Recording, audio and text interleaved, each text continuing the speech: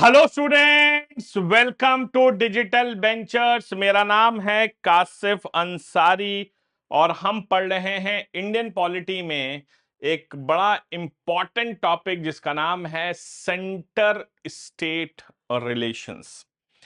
भाई, केंद्र और राज्य के बीच में जो संबंध हैं उसके बारे में बात होती है। भाई, होता क्या है, आप समझिए कि भारत का जो संविधान है वो क्या कहता है कि India is a quasi federal country. ठीक है, कॉसाई फेडरल मतलब हमारा देश बेसिकली साधारण कंडीशंस में हमारा देश जो है वो एक फेडरल कंट्री है। फेडरल का मतलब होता है जहां पर एक सेपरेशन ऑफ पावर्स हो, जहां पर सेपरेशन ऑफ पावर्स होती हैं और सेंटर के पास अपने अधिकार होते हैं, स्टेट के पास अपने अधिकार होते हैं। लेकिन कई बार ऐसी कंडीशन देश में आती है जब देश में कुछ गड़बड़ियां हो जाती हैं, जैसे कि इमरजेंसी वगैरह लग जाती है। तो उस दौरान भाई साहब, आप जानते हैं कि हमारे देश में केंद्र के पास कंपैरेटिवली ज्यादा शक्तियां दी गई हैं और सेंटर स्टेट रिलेशंस में कुछ ऐसी चीजें हैं जैसे लेजिस्लेटिव रिलेशंस हैं, एग्जीक्यूटिव रिलेशंस हैं और फाइनेंशियल रिलेशंस हैं। ये कैसे मैनेज किए जाएंगे जिससे कहते हैं ना कि एक दूसरे की ईगो भी हर्ट ना हो और गाड़ी आगे चलती रहे। तो एक दूसरे की ईगो हर्ट ना हो और गाड़ी आगे बढ़ती भी रहे, तो इसके लिए तीन तरह के रिलेशंस बताए गए हैं। अगर हम लेजिस्लेटिव रिलेशंस की बात करें तो इसका जिक्र भारतीय संविधान के भाग 11 में है और आर्टिकल नंबर 245 से 255 के बीच में इसका जिक्र किया गया है। तो अगर हम बात करते हैं legislative relations between centre and states, ठीक है। तो इसमें जो सबसे पहली चीज आती है वो क्या है? सबसे पहली चीज आती है, इसमें हम कहते हैं टेरिटोरियल एक्सटेंट। भाई, टेरिटोरियल एक्सटेंट क्या है समझिएगा। भाई, सबको बताया गया है कि भैया तुम्हारी टेरिटरी क्या है, तुम्हारी टेरिटरी क्या है। ठीक है, जैसे होता है ना, पुलिस वाले हैं, लाजपत नगर के पुलिस वाले हैं, तो तुम्हारा टेरिटरी लाजपत नगर तक फिक्स है। कहते हैं ना कि इस चौकी से इस चौकी के बीच में अगर अपराध होता है तो ये थाना देखेगा, उससे इसके बाहर होता है तो दूसरा देखेगा। उसी तरह सबकी एक टेरिटरी बनाई गई है। तो अगर बात करते हैं स्टेट की, अगर स्टेट लेजिस्लेचर की बात करें तो स्टेट लेजिस्लेचर की जो टेरिटरी है वो limited to the state, limited to the state. भैया, स्टेट लेजिस्लेचर की जो टेरिटरी है वो लिमिटेड टू द स्टेट है ना। और अगर पार्लियामेंट की बात करें, अगर हम पार्लियामेंट की बात करें तो पार्लियामेंट की टेरिटरी क्या है? Power to enact law for whole India. तो भैया, पार्लियामेंट की जो टेरिटरी है वो whole India and outside also. मतलब कि अगर देश के बाहर के लिए भी कुछ बनाना पड़ा तो वो पार्लियामेंट के अधिकार में है, स्टेट नहीं कर सकता। Whole India and outside also. तो टेरिटोरियल एक्सटेंट साफ कर दिया गया है, सबको अपनी हदें बता दी गई हैं। सबको भैया अपनी हदें मालूम है कि भाई उत्तर प्रदेश की स्टेट लेजिस्लेचर को मालूम है कि वो बिहार के लिए कानून नहीं बनाएंगे, वो सिर्फ यूपी के लिए ही कानून बना सकते हैं। बिहार वालों को मालूम है कि वो कर्नाटका के लिए नहीं बना सकते। लेकिन हमारे देश की संसद को यह अधिकार है कि भैया वो तुम यूपी, बिहार, हरियाणा, राजस्थान सबके लिए कानून बना सकते हो और देश के बाहर की जरूरत भी पड़े तो भी पार्लियामेंट ही बनाएगी, स्टेट नहीं बनाएगा। तो टेरिटोरियल एक्सटेंट सबका फिक्स है। दूसरी चीज भाई, डिस्ट्रीब्यूशन ऑफ पावर। अब डिस्ट्रीब्यूशन दिया गया है पावर्स का, और ये बड़े अच्छे शब्दों में दिया गया है कैसे होगा। पावर्स का डिस्ट्रीब्यूशन है, जैसे सबसे पहले है यूनियन लिस्ट। भाई डिस्ट्रीब्यूशन ऑफ पावर है यूनियन लिस्ट, और यूनियन लिस्ट में बड़े स्पष्ट शब्दों में बताया गया है भैया देखो ऐसा है कि यूनियन लिस्ट के अंदर टोटल 100 सब्जेक्ट्स हैं, मतलब 100 सब्जेक्ट्स ऐसे हैं जिस पर कानून राज्य नहीं बना सकते।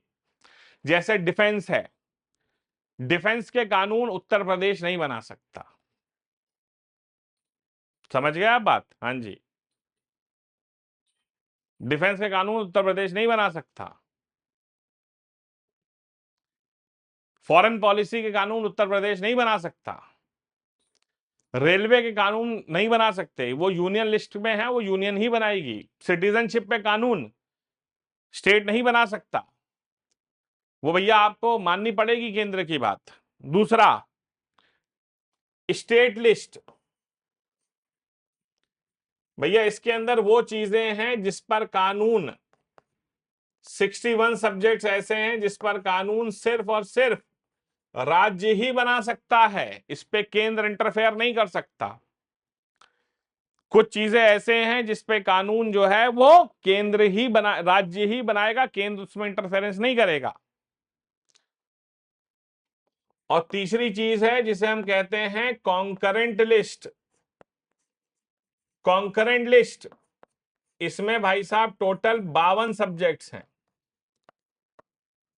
और इन 52 सब्जेक्ट्स पर कानून केंद्र और राज्य दोनों बना सकते हैं। जैसे एजुकेशन हो गया, हेल्थ केयर हो गया, ठीक है, हाँ जी,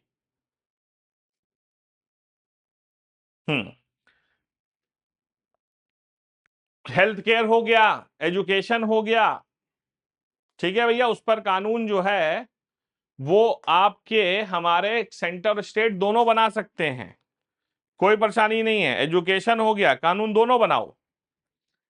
इसके साथ साथ एक लिस्ट होती है जिसे कहते हैं रेसिडुअरी लिस्ट। अब मान लीजिए कोई ऐसा सब्जेक्ट अचानक देश में आ गया जिसका जिक्र ना यूनियन में है, ना स्टेट में है, ना कॉन्करेंट में है। मान लेते हैं कोई ऐसा सब्जेक्ट अचानक से आ गया, देश में एलियन आ गए, कुछ हो गया, तो भैया रेसिडुअरी लिस्ट। तो अगर रेसिडुअरी लिस्ट में कोई चीज फंसी तो भैया पहले ही बता दिया गया उस पर कानून जो है पार्लियामेंट ही बनाएगी। पहले ही बता दिया गया स्टेट कुछ नहीं कर सकता, यूनियन ही करेगा, ठीक है, संसद करेगी। ओके। लेकिन कुछ ऐसे मामले हैं जहां पर, अब तीसरा पॉइंट लिखिए, पार्लियामेंट्री पार्लियामेंट्री पार्लियामेंट्री एक्सटेंट इन स्टेट लिस्ट। अब भैया कुछ मामले हैं जहां पर पार्लियामेंट को एक्सटेंड मिला है स्टेट लिस्ट के मामलों में भी। कुछ ऐसे मामले हैं जहां पर पार्लियामेंट को अधिकार मिला है कि भैया वो स्टेट लिस्ट पर भी काम कर सकते ही है। जैसे आर्टिकल 249, जैसे आर्टिकल नंबर 249। आर्टिकल 249 कहता है कि अगर Rajya Sabha, if Rajya Sabha passes are resolution,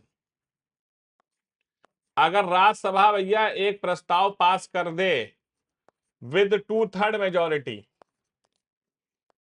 अगर राज्यसभा एक प्रस्ताव पास कर दे 2/3 मेजॉरिटी से, तो उस कंडीशन में राज्यसभा ने 2/3 बहुमत से पास कर दिया, तो भैया ऐसे मामले में हमारे देश की संसद को यह अधिकार है कि वो स्टेट लिस्ट के मामले में भी कानून बना देगी। और बताओ, पार्लियामेंट को यह अधिकार है कि वो स्टेट लिस्ट के मामले में भी कानून बना सकती है अगर राज्यसभा ने 2/3 मेजोरिटी से पास करा।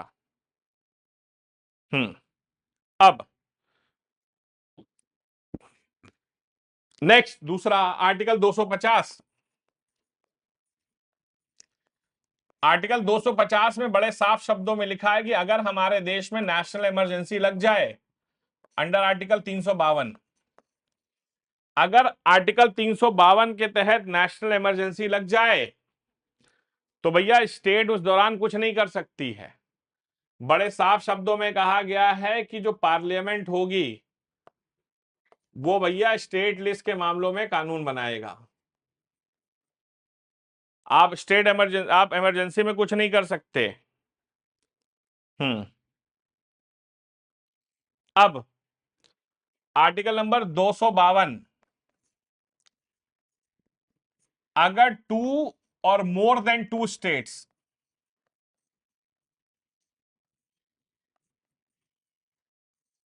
रिक्वेस्ट द पार्लियामेंट, अगर 2 या 2 से ज्यादा राज्य मिल करके पार्लियामेंट से रिक्वेस्ट करें कि भैया इस particular matter of the state list में आप कानून बनाएं, तो भैया वो कानून बनाएगा।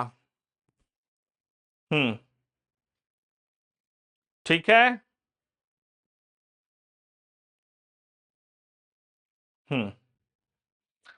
आर्टिकल नंबर 253, आर्टिकल नंबर 253 कहता है कि पार्लियामेंट के पास अधिकार है कि वो स्टेट में चीजें इंपोज कर सकता है। पार्लियामेंट को यह अधिकार है कि वो स्टेट पर चीजों इंपोज कर सकता है। मान लीजिए कोई इंटरनेशनल ट्रीटी इंपोज करनी है, कोई कन्वेंशन है, तो भैया राज्य को, स्टेट को सेंटर की बात माननी पड़ेगी। तो पार्लियामेंट जो है स्टेट पर कानून इंपोज कर सकता है अगर कोई अंतरराष्ट्रीय समझौता, कन्वेंशन उसे लागू करवाना हो। ठीक है। आर्टिकल नंबर 356, अगर भैया स्टेट इमरजेंसी लगी है, प्रेसिडेंट्स रूल लगा हुआ है, अगर स्टेट इमरजेंसी है, प्रेसिडेंट्स रूल लगा है, तो उस कंडीशन में भैया पार्लियामेंट को फिर अधिकार हो जाएगा कि वो स्टेट लिस्ट के मामलों में कानून बना सकती है। तो ये कुछ ऐसे एक्सेप्शंस हैं जहां पर दिया गया है। ठीक है।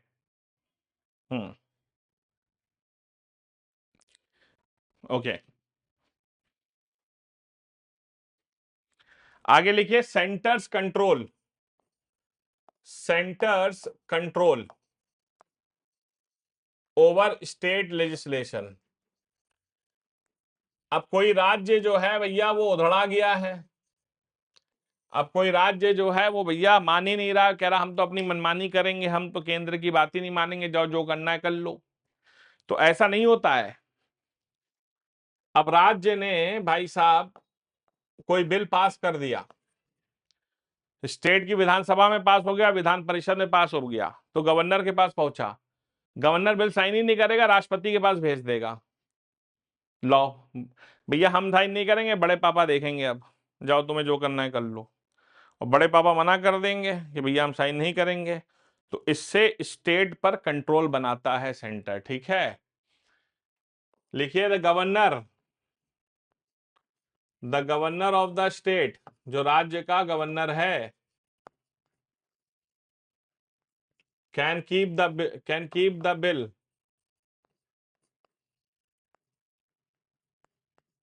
For the consideration of the president of India. भैया ज्यादा जबरदस्ती करोगे तो गवर्नर क्या कहेगा, भैया ये बिल मेरे क्षेत्राधिकार के बाहर है और इस पे राष्ट्रपति ही भैया फैसला ले सकते हैं।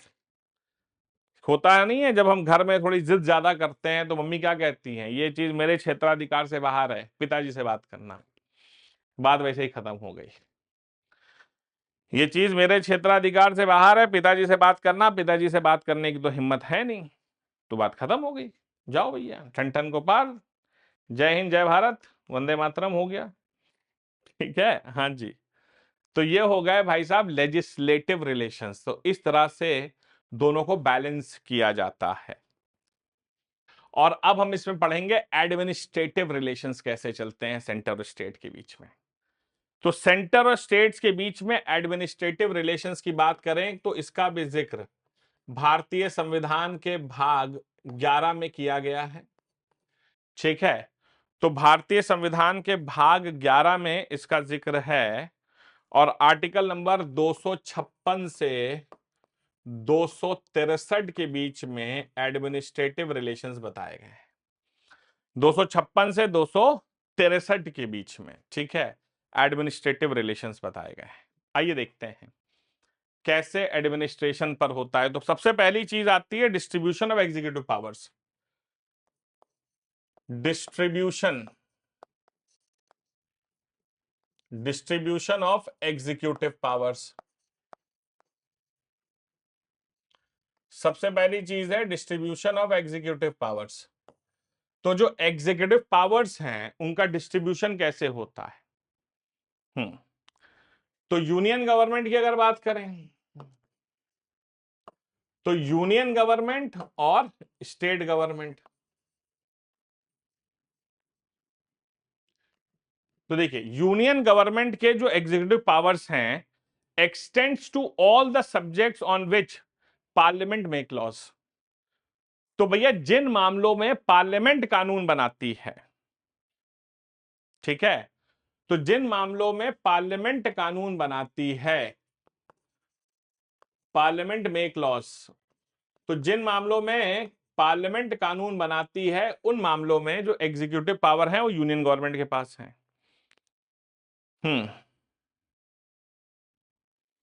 और स्टेट गवर्नमेंट में क्या है कि executive powers shall be exercised in conformity with the laws made by the union government. ठीक है, तो डिस्ट्रीब्यूशन ऑफ एग्जीक्यूटिव पावर्स ऐसे होते हैं।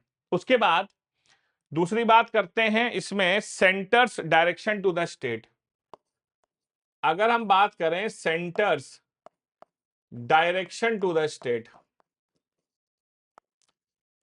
तो भैया जो है देखो सेंटर जो है वो स्टेट को कुछ डायरेक्शंस भी दे सकता है। Centre's direction to the state, ठीक है, हाँ जी, जैसे कि आर्टिकल नंबर 256।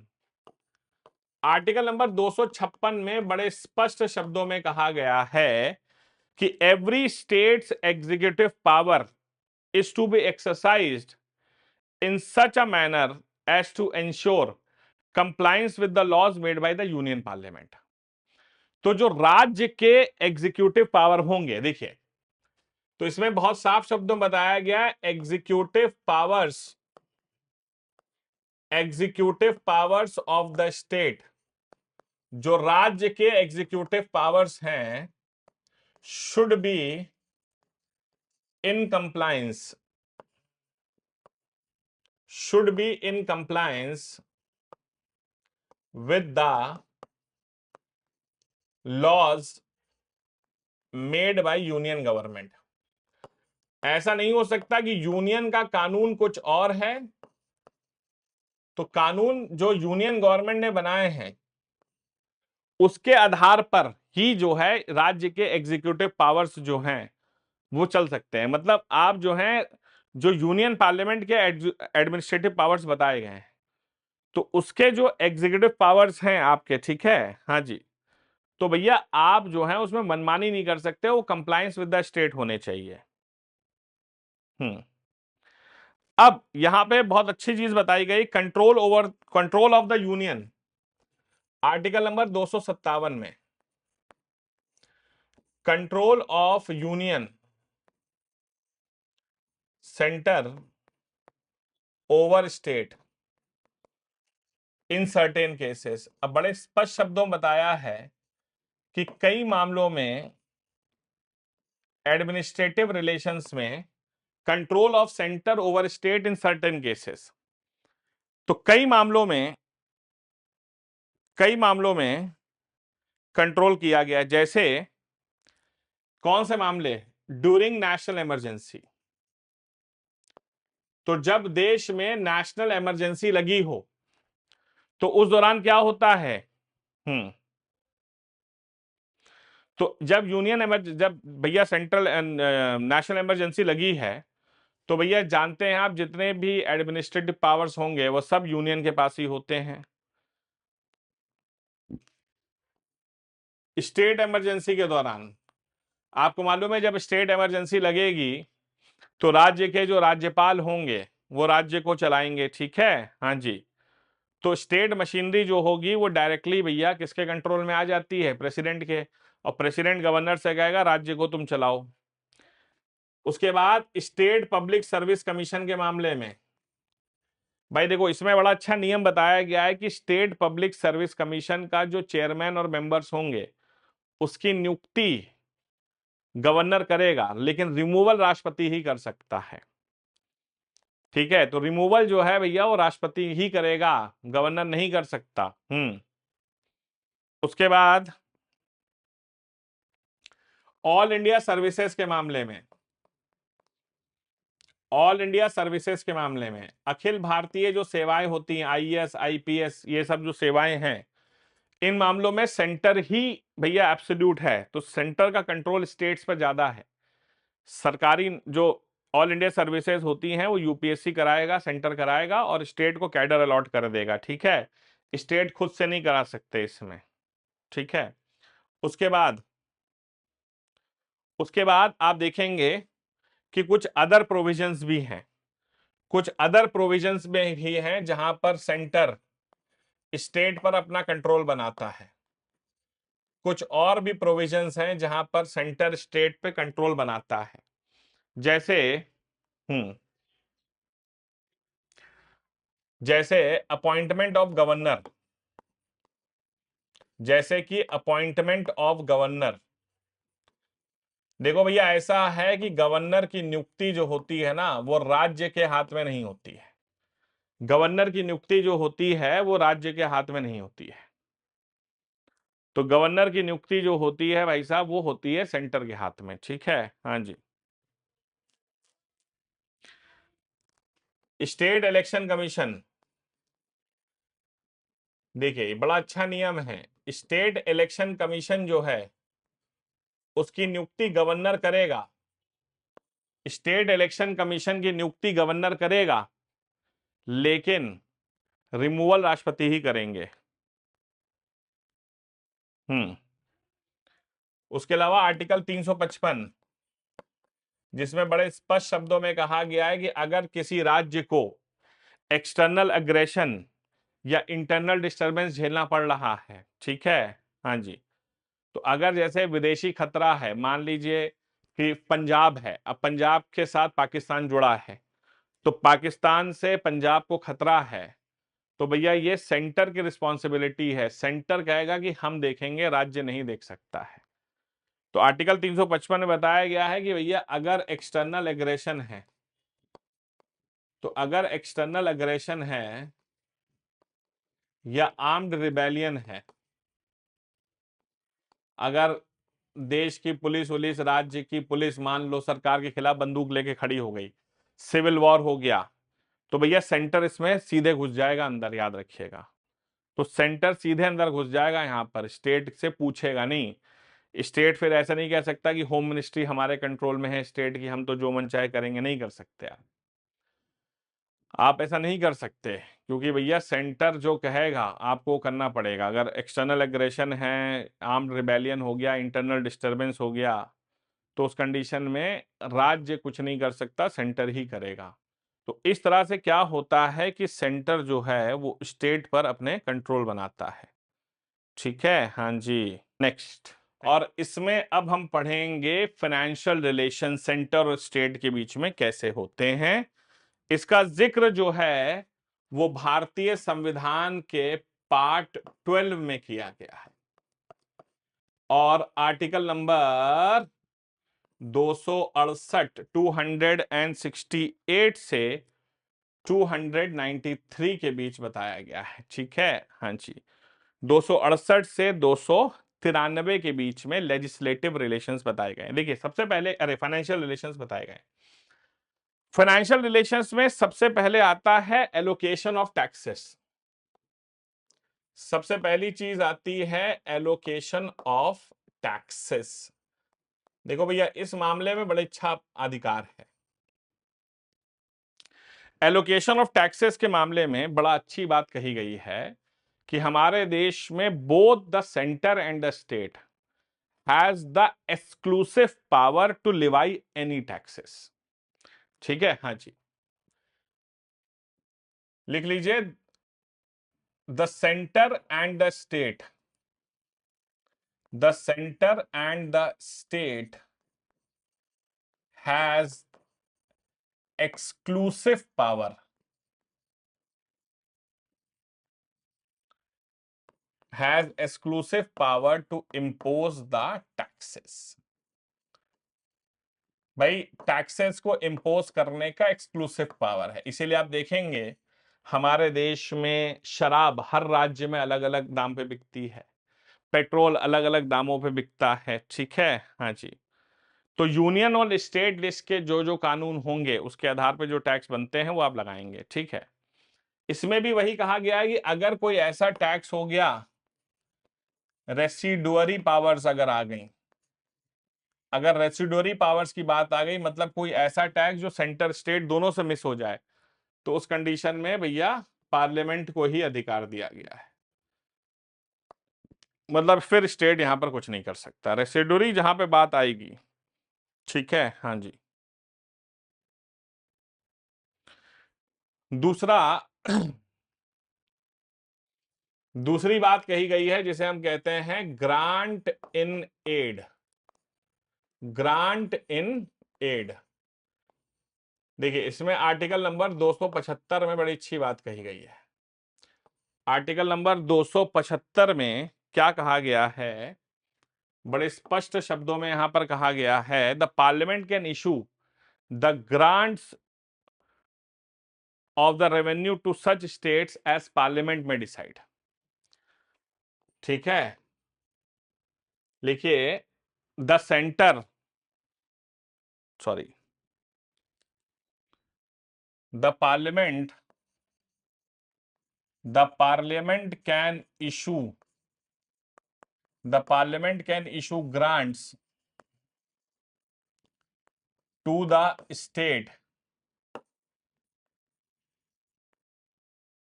ठीक है, the parliament can issue the grants to the state, राज्यों को दे सकते हैं एज पर,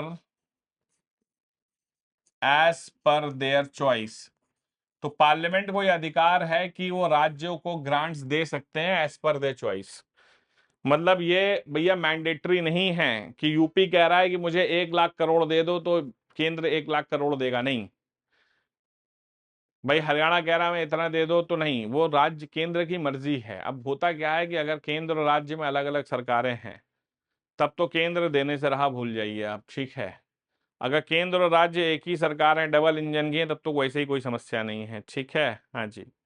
और ये हर राज्य के लिए अलग हो सकता है। अब स्टेट ये नहीं कह सकता तुमने हरियाणा को 40 दिया हमें 20 दिया, ऐसा नहीं हो सकता। ठीक है, हम्म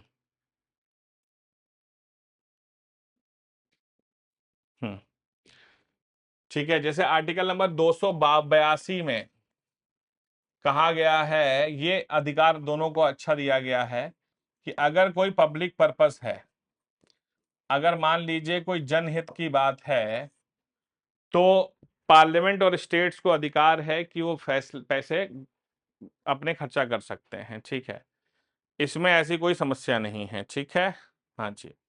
तो पार्लियामेंट को भी और स्टेट्स को अधिकार है कि पैसे अपने हिसाब से पब्लिक पर्पस के लिए खर्चे कर सकते हैं। तीसरा आता है जीएसटी टैक्सेस। आपको मालूम है कि जीएसटी टैक्स की बात अगर हम करें तो पहले हमारे देश में था नहीं, तो इसे हमारे देश में लागू किया 101st अमेंडमेंट एक्ट 2016 के तहत। 101 संवैधानिक संशोधन 2016 के तहत जीएसटी टैक्सेस लगाए गए। ठीक है, हाँ,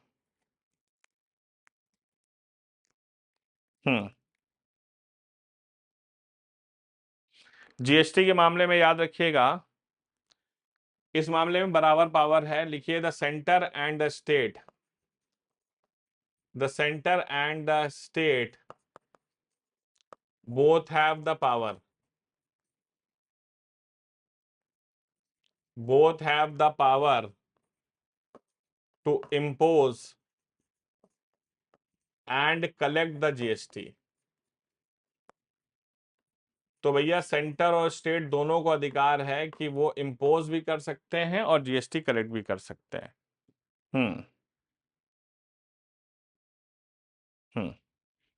ठीक है। इसके साथ साथ एक बड़ी अच्छी चीज बताई गई है फाइनेंस कमीशन के बारे में।